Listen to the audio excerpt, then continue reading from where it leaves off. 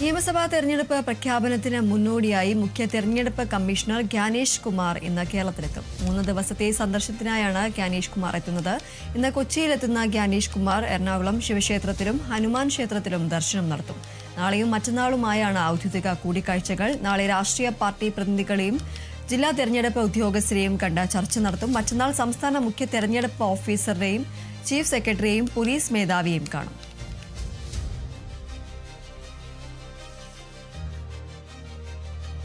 സംസ്ഥാനം നിയമസഭാ തെരഞ്ഞെടുപ്പിന് ഒരുങ്ങുകയാണ്. ഈ ഒരു തെരഞ്ഞെടുപ്പ് പ്രഖ്യാപനത്തിന് മുന്നോടിയായി ഇന്ന് മുഖ്യ തെരഞ്ഞെടുപ്പ് കമ്മീഷണറായ ഗ്യാനേഷ് കുമാർ കേരളത്തിലെത്തും. 3 ദിവസത്തെ സന്ദർശനത്തിനായാണ് അദ്ദേഹം എത്തുന്നത്. ഇന്ന് കൊച്ചിയിലെത്തുന്ന ഗ്യാനേഷ് കുമാർ എറണാകുളം ശിവക്ഷേത്രത്തിലും അതുപോലെ തന്നെ ഹനുമാൻ ക്ഷേത്രത്തിലും ദർശനം നടത്തും. നാളെയും മറ്റന്നാളുമായാണ് അദ്ദേഹത്തിന്റെ ഔദ്യോഗിക കൂടിക്കാഴ്ചകൾ നിശ്ചയിച്ചിരിക്കുന്നത്.